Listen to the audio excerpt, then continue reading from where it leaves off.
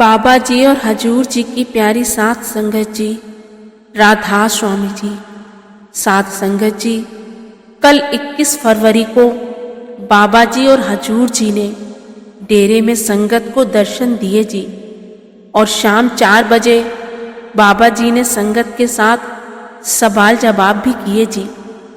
कल बाबा जी ने इशारों में कह दिया कि मेरा दौर जो था वे चला गया, अब हजूर जी का दौर है। बाबा जी ने ऐसा क्यों कहा, इस वीडियो में आपको आगे बताएंगे जी। और कल के सवाल जवाब के बाद बाबा जी ने संगत को कहा कि जो अपने सतगुरु के अलावा किसी और के आगे माथा टेकते हैं, उनका हश्र ऐसा होता है।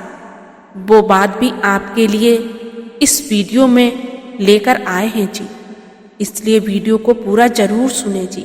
आइए अब सुनते हैं कल के सवाल जवाब जी। सबसे पहले एक बुजुर्ग ने बाबा जी से कहा कि बाबा जी, मैंने हजूर महाराज जी से नामदान लिया था और उस समय मैं उनकी समझाई बातों पर ज़्यादा गौर नहीं किया और उस बात का आज मुझे बहुत पछतावा होता है। अपनी उस गलती में आज आपसे माफ़ी मांगने आया हूँ। बाबा जी ने समझाया कि माफ़ी मांगने की कोई ज़रूरत नहीं है। हुजूर जी ने भी यही समझाया था कि हमें अंदर से उस मालिक की पहचान करनी है। अब जो समय आपके हाथ से जा चुका है, उसको याद ना करके हाथ में जो समय है उसका अच्छे से इस्तेमाल करना है। भजन सिमरन करके उस मालिक को हासिल करना है। फिर आगे एक लड़की ने बाबा जी से कहा कि बाबा जी, कभी कभी कुछ लोग जबरदस्ती किसी बहस करने लगते हैं और हमें इतना मजबूर कर देते हैं कि हमें जवाब देना पड़ जाता है। तो क्या बाबा जी हमें वहां चुप हो जाना चाहिए या अपनी बात रखनी चाहिए? बाबा जी ने समझाया कि बेटा, कोई बोलता है तो उसे बोलने देना, हमें उससे बहस का हिस्सा नहीं बनना। कोई कुछ करेगा तो कल वो हिसाब उसे ही देना पड़ेगा। इसलिए अगर हम पलट कर जवाब देंगे तो हम भी उस कर्म का हिस्सा बन जाएंगे। फिर आगे एक भाई ने बाबा जी से पूछा कि बाबा जी, हमें अंदर की लड़ाई लड़नी चाहिए या फिर बाहर की लड़ाई लड़नी चाहिए? बाबा जी ने कहा कि बेटा, मालिक तो बख्शनहार है, मालिक ने तो हमें बख्श ही देना है। फिर बाबा जी ने हंसते हुए कहा कि एक बात याद रखनी है कि पत्नी ने नहीं बख्शना। ये सुनते ही सारी संगत जोर जोर से हंसने लगी थी जी। फिर यही भाई कहने लगा कि बाबा जी, मुझे बचाकर रखना। तो बाबा जी ने कहा, किससे बचाना है? पत्नी से? इस बात पर ही संगत और जोर से हंसने लगी थी। फिर आगे एक भाई ने बाबा जी से पूछा कि बाबा जी, सब कहते हैं सतगुरु अगर चाहें तो किसी भी रूह को रूहानी मंडलों में लेकर जाकर प्रकाश दिखा सकते हैं, तो क्या ये बात सच है? बाबा जी ने इस भाई को समझाया कि बेटा, प्रकाश का मतलब है जागृत अवस्था और अंधेरे का मतलब है अज्ञानता। आज हम अज्ञानता के अंधेरे में ठोकरें खा रहे हैं। जब हम गुरुमुख की संगत करते हैं, गुरुमुख हमें अज्ञानता के रास्ते से जागृत अवस्था में ले जाने का रास्ता दिखाते हैं। आखिर में करनी तो हमें ही करनी पड़ेगी। सतगुरु की ड्यूटी है हमें अंधेरे से प्रकाश में ले जाकर सही मार्ग दिखाना। और जब हम प्रकाश में पहुंच जाते हैं तो उस समय हमें ये सब कुछ समझ में आने लगता है, कि सब दिखने लगता है। फिर आगे एक बहन ने बाबा जी से कहा कि बाबा जी, आपके आगे विनती है कि मेरे ऊपर कृपा करो, जिससे मैं भजन सिमरन ज़्यादा से ज़्यादा कर सकूं।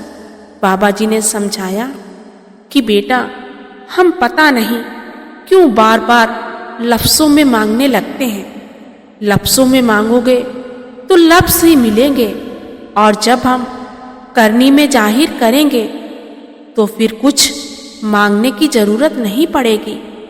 फिर आगे एक भाई ने बाबा जी से पूछा कि बाबा जी, आज हम डेरे या सत्संग घर या किसी भी धार्मिक स्थान पर जाकर लंगर या नाश्ता करते हैं, तो क्या हमें फ्री में भी कर लेना चाहिए?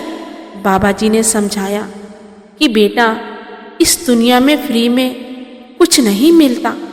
अगर आपने किसी स्थान पर लंगर या चाय पीनी है तो उसके बदले आप वहाँ थोड़ी सी सेवा जरूर डाल दो।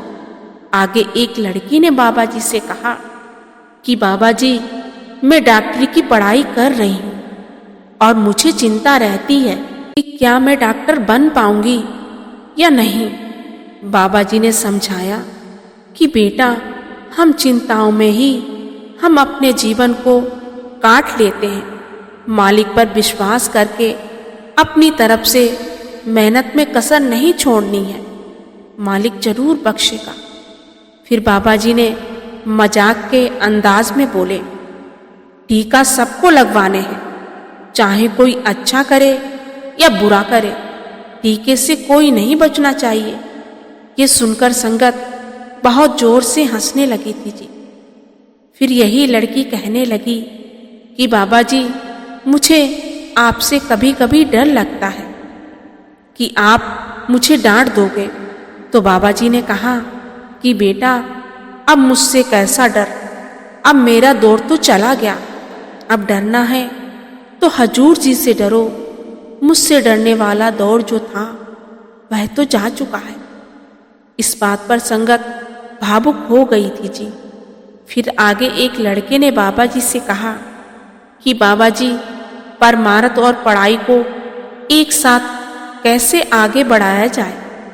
तो बाबा जी ने हंसते हुए कहा कि बेटा, परमार्थ के टाइम पढ़ाई को याद कर और पढ़ाई के टाइम परमार्थ के बारे में सोच। ये सुनकर संगत हंसने लगी थी।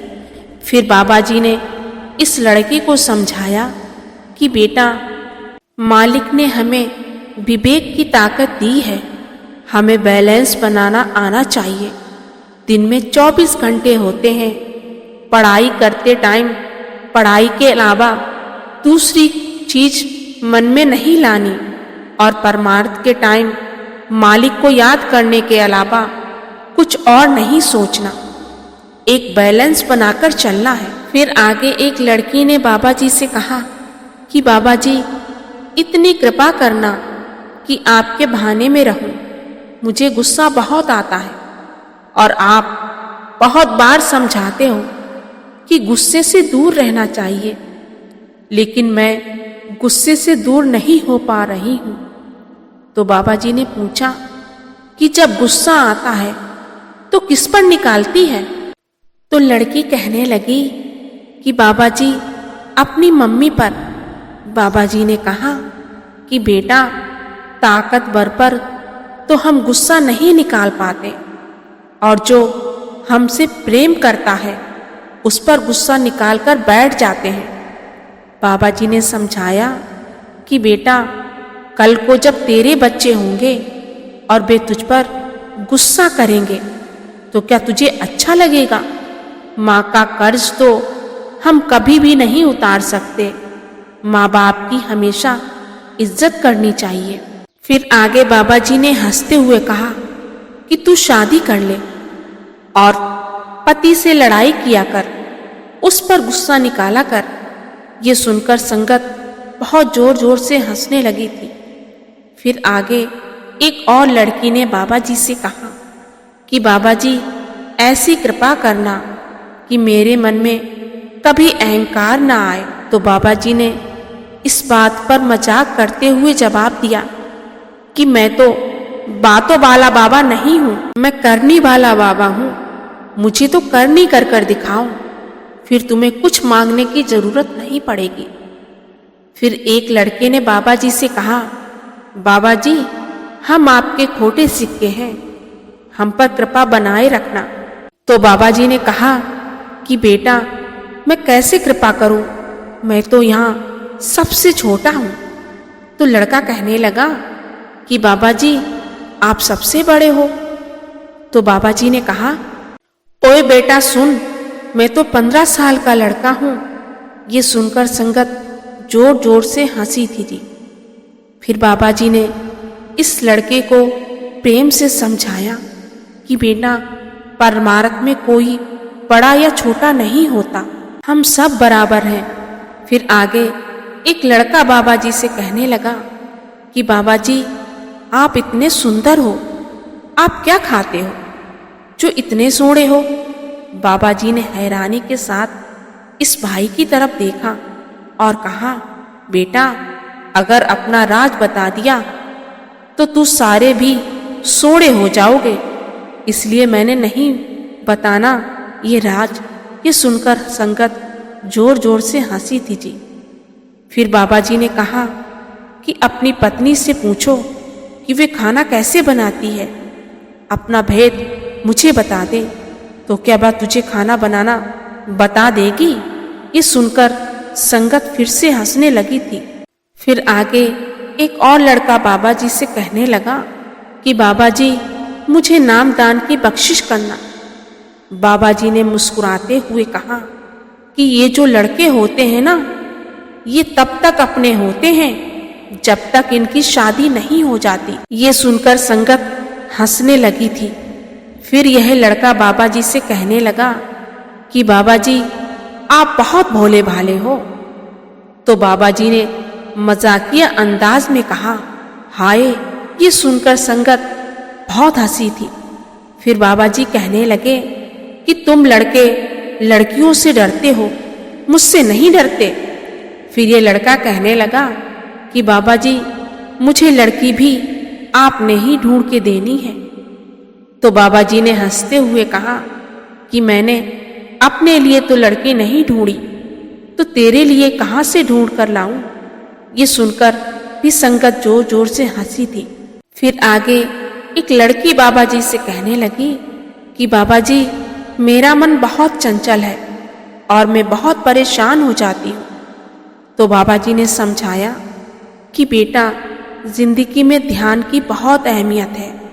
अगर हम पॉजिटिव की तरफ ध्यान देंगे तो सब अच्छा होगा, और अगर ध्यान निगेटिव की तरफ जाएगा तो सब कुछ गलत ही होगा।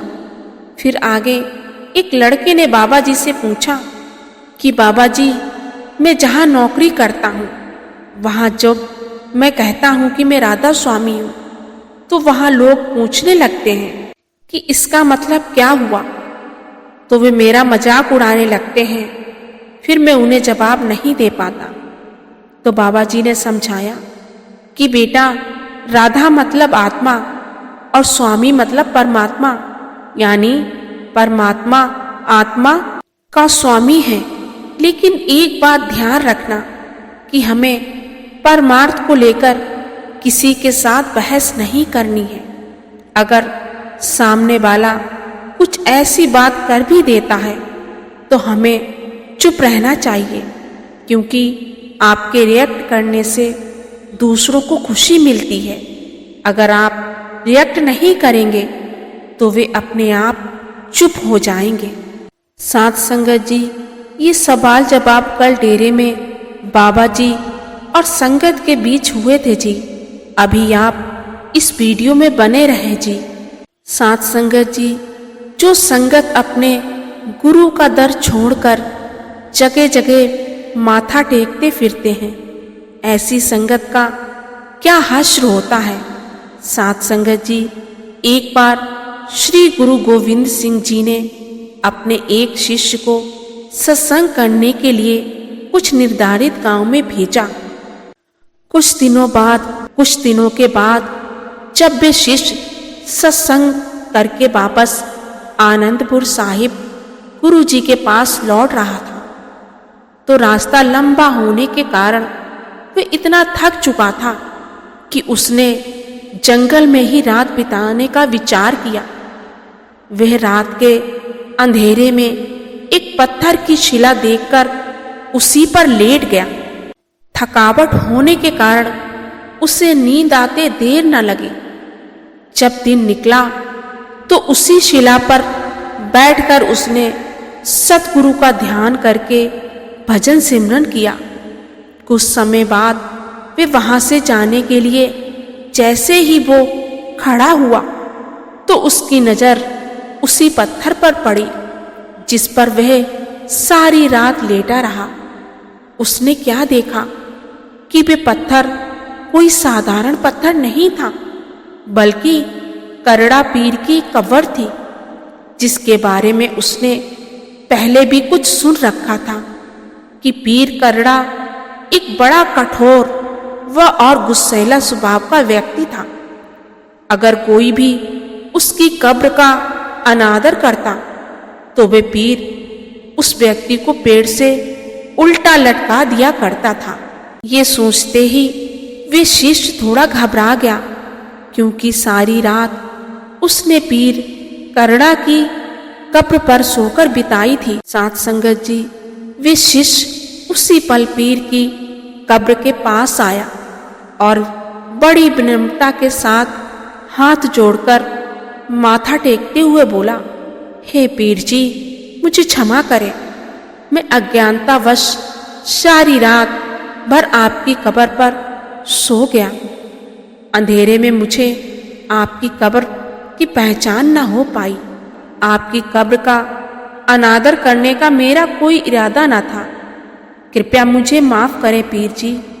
बस उस शिष्य के मुंह से पश्चाताप के ये शब्द निकलने की देरी हुई थी कि उस कब्र से पीर करड़ा की आत्मा प्रकट हुई, जो अत्यंत गुस्से से भरा हुआ था। उसकी गरजती आवाज जंगल में गूंजने लगी और बोला, मूर्ख, तूने मेरी कब्र पर सोने की हिमायत कैसे की?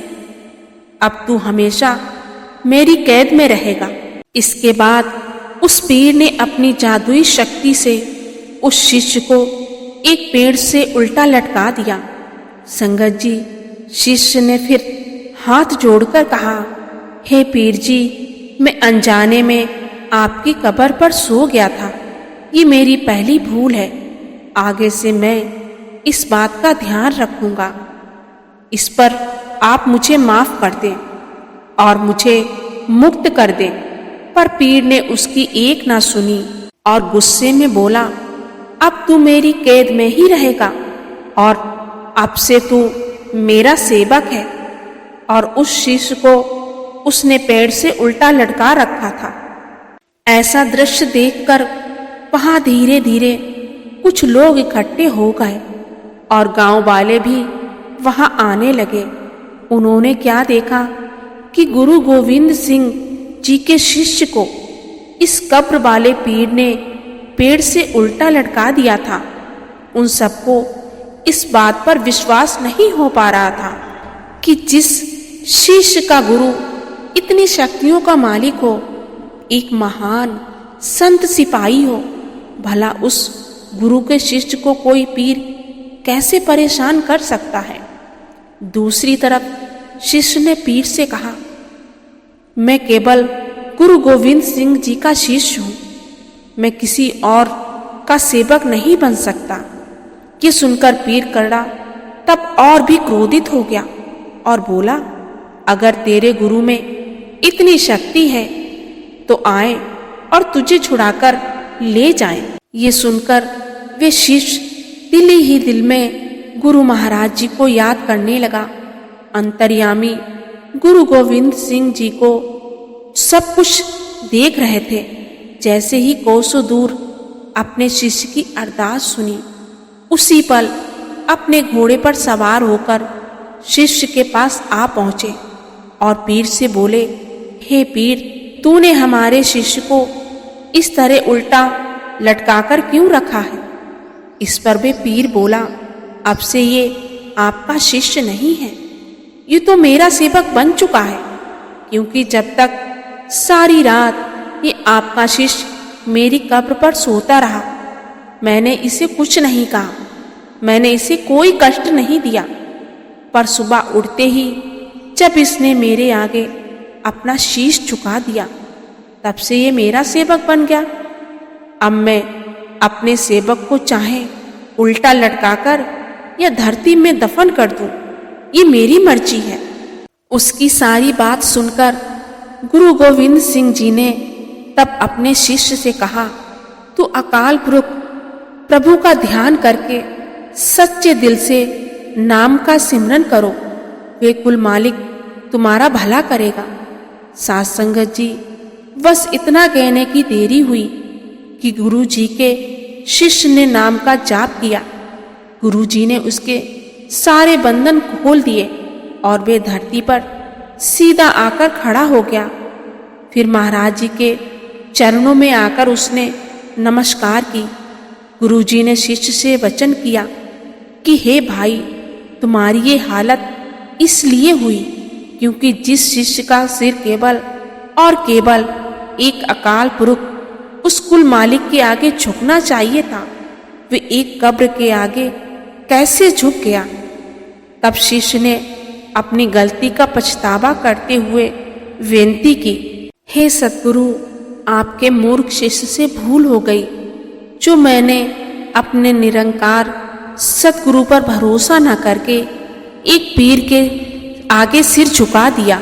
कृपा करके मुझे क्षमा करें। तब गुरु जी ने बड़े प्यार से उस शिष्य को फरमाया, हे भाई, इतने बड़े निरंकार उस परमात्मा को छोड़कर भला किसी दूसरे की भक्ति क्यों करे, उसके आगे अपना शीश क्यों झुकाएं, जो पैदा होता है और मर जाता है। इसलिए उन सभी मनुष्यों का जीना बिल्कुल व्यर्थ है जो प्रभु को छोड़कर किसी दूसरे में चित लगाकर अपने प्रभु, अपने परम पिता को पहचान नहीं पा रहे हैं। ऐसे लोगों के बारे में गुरु जी कहते हैं, वे करतार प्रभु फिर उन्हीं को इतनी बड़ी सजाएं देता है। ये बात ऐसे अंदाजा लगाने से पता नहीं चलती। इसलिए हमें सच्चे मालिक को सदा हाजिर हजूर हमें उसकी भक्ति करनी चाहिए, उस एक परमात्मा पर विश्वास रखना चाहिए। गुरु साध संगत जी, इसलिए हम सिर्फ और सिर्फ एक निरंकार प्रभु को हर समय हाजिर नाजिर समझें और उसके आगे ही अरदास करें, क्योंकि शिष्य का गुरु शब्द गुरु है। इसलिए अगर हमें शीश झुकाना है तो अपने गुरु के आगे इसके सिवाय और किसी देवधारी या कब्रों का आसरा नहीं लेना, यानी किसी कब्रों पर दरगाह पर माथा नहीं टेकना।